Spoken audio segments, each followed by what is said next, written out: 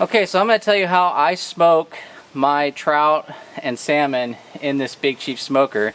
In the first video, which I'll post a card to above and a link at the end of this video, I talked about how I dry brine my salmon and trout in preparation for smoking, and I encourage you to watch that before you continue in this video. I really like the Big Chief smokers for their simplicity. There's really not much to them. They're nothing more than a metal box with a heating element down on the inside of the box there, a pan, and all you gotta do is just plug this in, fill your pan with wood, load the smoker, and you're set to go. They make a front loading version and a top loading version. Some people prefer the top, some people prefer the front loading, and there's also even a smaller version called the Little Chief. They're very economic and affordable. They don't have all the fancy gadgets. It's not a type of smoker that you can just plug in and walk away. You kind of got to check every once in a while, but they're fairly straightforward to use. If you have a few hours to set aside, you can make some delicious smoked salmon. One of the problems with them, though, is that they don't tend to get hot enough to cook the fish all the way through. So what I do is a combination of using the Big Chief, and then I just finish it in my oven, so that way I have a really good finished product at the end of every smoking session. Just some quick tips that I would like to make for you is to always put your thicker fillets near the bottom here on the trays, and I make sure and I spray the trays with a little bit of canola oil before I put the fish on there so they don't stick. Load your thicker fillets on the bottom, your smaller fillets on top. That way it doesn't overcook those thinner fillets. I got some kokanee and trout up here, and I've got some king salmon down here. As far as types of chips that I recommend, I really prefer the lighter smoked chips like apple and alder chips. I will typically run 2 pans through each smoking session. So if I'm doing this setup here with the salmon and kokanee and trout, I'm probably going to start with alder pan and then finish with an apple. If you really like those more pungent and stronger smokes, you can try hickory and mesquite as well, or even cherry. Cherry's kind of in between. So all I'll simply do to start with the alder is I'll just open up this bag here real quick, and then I'm just going to fill that pan, and I've plugged in the smoker here, so it's already, the heating element's already getting going, and then all I got to do is load the smoker with the fish, put this pan on top of the heating element down there, and step back. It'll take anywhere from 45 minutes to an hour and a half to run through this pan of wood. Typically it's just about an hour, but it kind of depends on how much wind we got back here today and the ambient air temperature. So I'm going to go ahead and get that started, and I'll show you as the smoking process gets started. We'll see how it progresses, and then I'll show you how to finish this in the oven. It's very, very easy.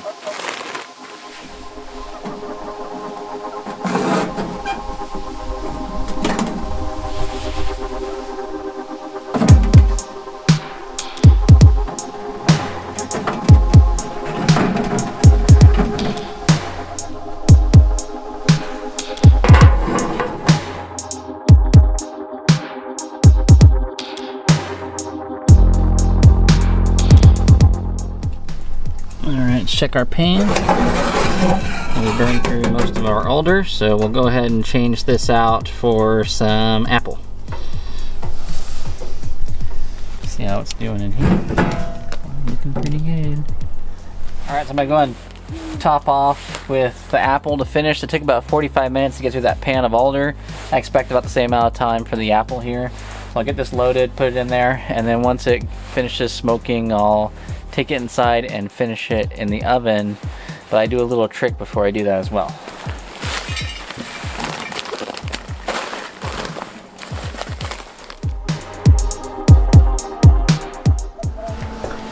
Okay, so I ran out of daylight out there. That's just how it goes when you're trying to get things done in the fall. But I've come inside, I've pulled out the salmon and kokanee and trout that I had in the smoker after 2 pans of smoke. Remember, I did 1 pan of alder and 1 pan of apple. I preheated the oven to 350 degrees, And then I've got some cookie sheets that I've lined with tin foil to make cleanup easier, and I've lightly coated these with some canola oil. You can use olive oil as well.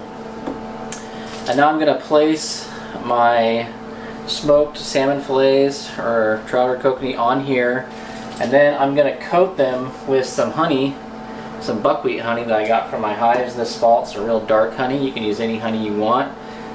Or if you want to spice it up a bit, you can actually use jalapeno jelly. That works really good too.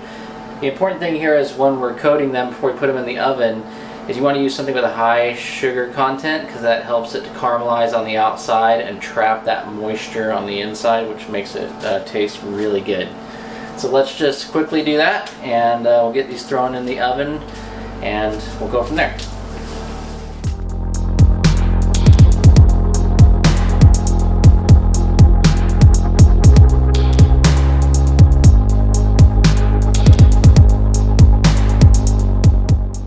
Okay, now just place them in the oven for 10 to 15 minutes until you get caramelization and you'll get browning on the edge of the cuts, the fillets.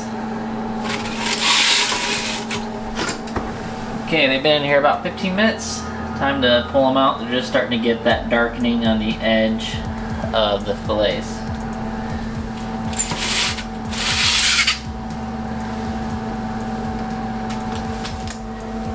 So all you have to do is let these cool for a few minutes after you take them out of the oven, and you can enjoy them as is.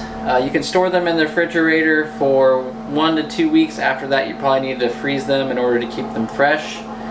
If you're going to store them for longer than a couple weeks, it's best to vacuum seal them in the freezer. It'll keep that freshness and prevent freezer burn. I like to enjoy mine warm right out of the oven. They taste best then. But you can also put them with cheese or mix them with cream cheese and make various dips. I also like to use mine for various soups as well.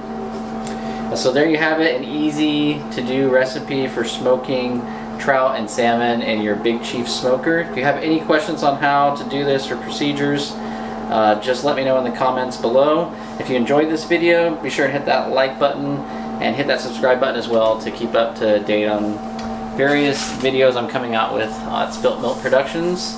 As always, I will put links to these products that I use in this video below, and I'll also write out the procedures below too to make it a little bit easier. Till next time, I'll see you in the backyard, in the kitchen, or out on the water. Have a good one.